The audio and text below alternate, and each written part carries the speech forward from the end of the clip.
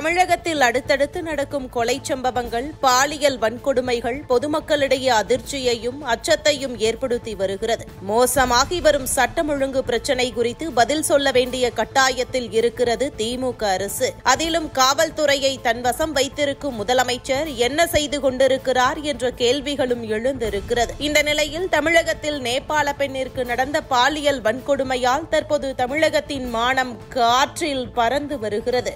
திமுக ஆட்சிக்கு வந்ததிலிருந்து காவல் உயரதிகாரிகள் பலரும் மாற்றப்பட்டு வருகின்றனர். பலமுறை பணியிடை மாற்றம் உத்தரவுகள் வந்திருக்கிறது. சரியாக செயல்படாத அதிகாரிகளை மாற்றிவிட்டு திறமையான அதிகாரிகளை நியமிக்கத்தானே பணியிடை மாற்றம். ஆனால் தற்போதைய நிலைமை அப்படி இல்லையே.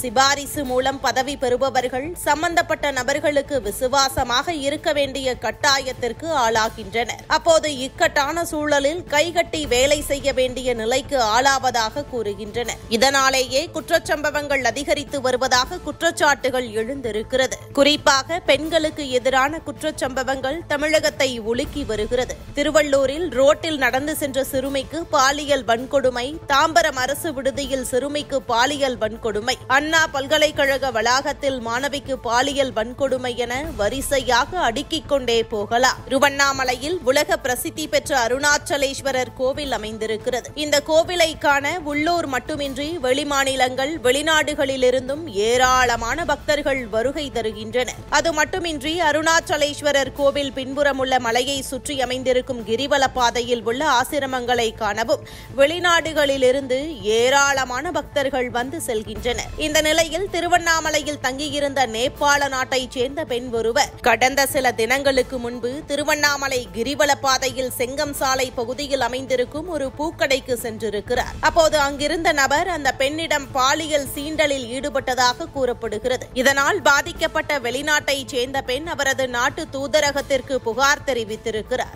இதனையடுத்து தூதரகத்தில் இருந்து கொடுக்கப்பட்ட தகவலின் பேரில் திருவண்ணாமலை மாவட்ட போலீஸ் சூப்பரண்டு சுதாகர் தலைமையிலான திருவண்ணாமலை டவுன் போலீசார் வழக்கு பதிவு செய்து விசாரணை மேற்கொண்டனர். விசாரணையில் திருவண்ணாமலையைச் சேர்ந்த சேட்டு என்ற 40 வயது நபர் அந்த பெண்ணிடம் தகாத முறையில் நடக்க முயன்றது தெரியவந்தது. அதன் பின்னர் அவரை டவுன் போலீசார் கைது செய்தனர். அவரிடம் தற்போது விசாரணையும் நடைபெற்று வருகிறது. இந்த சம்பவம் அந்த பகுதியில் பரபரப்பை ஏற்படுத்தி இருக்கிறது. தமிழகத்தின் திராவிட மாடல் மானம் தற்போது உலகம் முழுவதும் பேசப்படுகிறது.